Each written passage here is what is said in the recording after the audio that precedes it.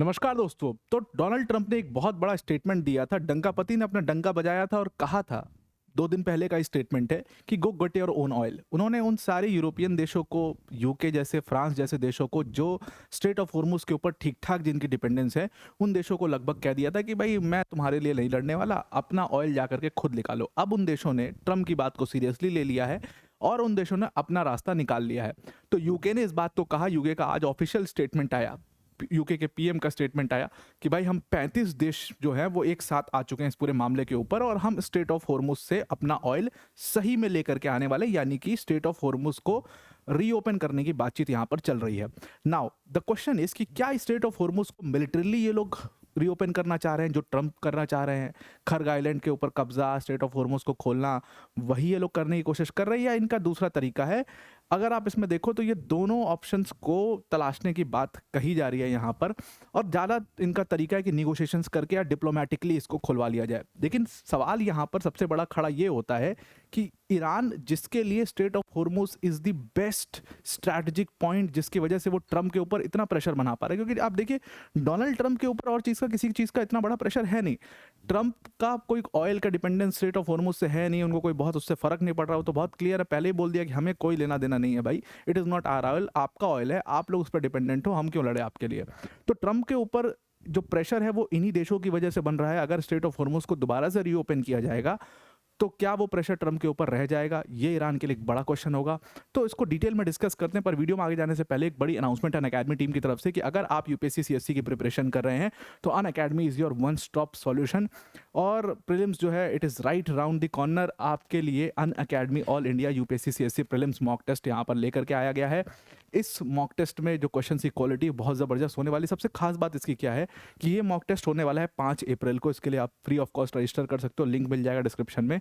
खास बात यह है कि इसमें लाखों बच्चे पूरे ऑल ओवर इंडिया से इस टेस्ट को देते हैं, तो आपकी एक बहुत अच्छी ऑल इंडिया रैंकिंग, बहुत क्रेडिबल ऑल इंडिया रैंकिंग आप आती है। इसी के साथ साथ आपको टेस्ट के बाद जो एनालिसिस है वो मिलता है, मेंटरशिप सेशंस फ्री के मिलते हैं, ये सारी चीज़ें आपको यहाँ पर प्रोवाइडेड है। तो इसके लिए 5 अप्रैल को होने वाला है, ध्यान में रखिएगा। लिंक इसका डिस्क्रिप्शन हमने दे दिया, उस पर क्लिक करके इसको जरूर से जरूर ज्वाइन कर लीजिएगा, इस टेस्ट को जरूर दीजिएगा। Now coming back to the topic, तो यूके ने यहाँ पर क्या बोला?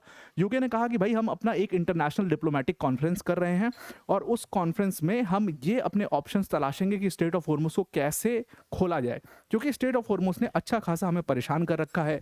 इन्फ्लेशन अपने ऑल टाइम हाई पर चले जा रहा है, जो हमारी प्रॉब्लम्स हैं, जेट फ्यूल की बिल्कुल कमी जो है वो शॉर्टेज साफ साफ दिखने लगी है, ऑयल की शॉर्टेज दिखने लगी है, और कहीं ना कहीं हमें स्ट्रेट ऑफ हॉर्मुज को अगर नहीं खोला गया तो ये हमें डिकेड्स तक परेशान करने वाला है, ऐसा यूके के पीएम का कहना है। और इसीलिए अभी हमें सारे देशों को सोचना पड़ेगा इसके बारे में, क्योंकि ट्रंप तो हमारे लिए कुछ नहीं करने वाले, तो हमें ईरान से डायरेक्टली ही बातचीत करनी पड़ेगी और स्ट्रेट ऑफ हॉर्मुज को खोलना पड़ेगा। यहाँ पर इस चीज़ में, इनके इस एफर्ट में 35 देश जो है वो इनके साथ हैं, ऐसा इनका कहना है कि 35 देशों ने इसको साइन कर दिया है और इसी वीक में हम किसी भी समय इंटरनेशनल डिप्लोमेटिक कॉन्फ्रेंस रखेंगे। अब इस इंटरनेशनल डिप्लोमेटिक कॉन्फ्रेंस में होगा क्या? तो ये लोग सारे ऑप्शंस तलाशने की कोशिश करेंगे, मतलब डिप्लोमेटिक ही ऑप्शन तलाशने की कोशिश करेंगे कि कैसे शिप्स को वहाँ से निकाला जाए, जो शिप्स वहाँ पर ट्रैप्ड हैं ऑलरेडी, इसके लिए बातचीत की जाएगी। जो इंपॉर्टेंट कमोडिटीज़ हैं उनका मूवमेंट कैसे शुरू हो। तो इसमें क्या ईरान से डायरेक्टली बातचीत की बात यहाँ पर कर रहे हैं? May be that can be a very good option कि ये ईरान से डायरेक्ट बातचीत की बात भी यहाँ पर ये संकेत आ रहे हैं। अगर ईरान से ये डायरेक्ट बातचीत का पूरा अपना चैनल ओपन कर रहे हैं, कहीं ना कहीं जो ट्रंप को लगता है कि उनकी अमेरिकन हेजेमनी है, उनके आने की वजह से America will be great again, उसको एक बहुत बड़ा झटका ये होगा, क्योंकि अभी तक इस पूरे ग्रुप का जो पूरा कहते हैं ना मसीहा, जो पूरे ग्रुप का लीडर, दैट वाज यूएसए। लेकिन अब यूएस को हटा करके, यूएस को अलग रख करके यूरोपीय देश अपना एक चैनल यहाँ पर बना रहे हैं। वो चैनल कितना सक्सेसफुल होगा, वो नहीं होगा, वो बात अलग है, लेकिन message very loud and clear कि भाई हमारे पास अपना चैनल है, now we can talk on our own. अब हम खुद से भी बात कर सकते हैं, और यूके उसका कहीं ना कहीं लीडर बन करके निकल रहा है। सबसे बड़ी चीज यहां पर जो इस पूरे मीटिंग के दौरान कही जा रही है कि जो डिस्कस होने वाली है वो फ्यूचर मिलिट्री कैपेबिलिटीज की हो रही है। ये एक इंपॉर्टेंट पॉइंट है। अभी तक इसका पूरा सिक्योरिटी का ठेका जो है वो यूएस लेता था, और इसी वजह से यूएस इतने सारे बेसिस पर भी ऑपरेट कर रहा था। और पूरा इंडो पैसिफिक में भी ऑपरेट, हर जगह पे यूएस का एक ही सेम रीजन रहता है कि भाई देखो हम तो चाहते हैं कि यहाँ पर सिक्योरिटी जो इंटैक्ट रहे, सब कुछ यातायात बढ़िया से चलता रहे, तो हमें यहाँ पर होना बहुत ज़रूरी है। पायरेट्स के खिलाफ भी हमें लड़ रहे हैं, इनके खिलाफ भी हमें लड़ रहे हैं, टेररिज्म के खिलाफ भी हमें लड़ रहे हैं, सब यूएस कर रहा है। इन्होंने अब साफ कह दिया इन यूरोपीय देशों ने कि भाई अब हम अपनी सिक्योरिटी का जिम्मेदारी खुद लेते हैं और हम वो मिलिट्री ऑप्शंस देखेंगे, अपने मिलिट्री प्लानर को देखेंगे कि कैसे यहाँ पर जब ये लड़ाई रुक जाए उसके बाद हम कैसे इस पूरे स्ट्रेट में फ्यूचर में ऐसा कुछ ना हो उसके लिए सिक्योरिटी प्रोवाइड कर सकें।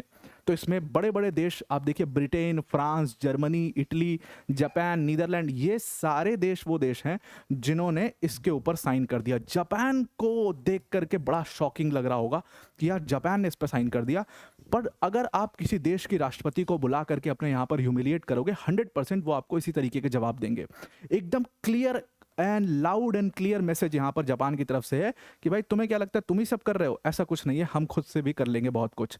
और जापान सीधा जाकर के यूके, नीदरलैंड और इस वाले ब्लॉक में खड़ा हो चुका है। यूएस को बिल्कुल आइसोलेटेड छोड़ दिया गया है। वो यूएस जो ईरान को आइसोलेटेड करना चाहता था वो आज खुद एक तरीके से आइसोलेटेड है। कियर स्टार्मर का कहना था कि भाई देखो हमें जनरेशंस तक ये चीज़ इम्पैक्ट करेगी जो अभी हो रही है। 1970s में जो ऑयल प्राइसेस का हाल था वही हो जाएगा। अब अगर हम देखें इन देशों की डिपेंडेंट, तो पूरा डिपेंडेंट है ये स्ट्रेट ऑफ हॉर्मुज के, ऐसा नहीं कहा जा सकता। देखिए ये लोग, ये टाइम बहुत खतरनाक है इनके लिए, ये अपने एनर्जी सोर्सेज के लिए कुछ देशों के ऊपर कह सकते हैं कि डिपेंडेंट है। ईयू के जो देश हैं जिसमें रशिया था, रशिया एक बहुत बड़ा ऑप्शन था इनके लिए, नॉर्वे, अफ्रीका, ये ऑप्शंस थे इनके पास। Russia is already into a war और उससे जो सप्लाई है वो आपको पता ही है, उसके हालात बड़े ख़राब हैं।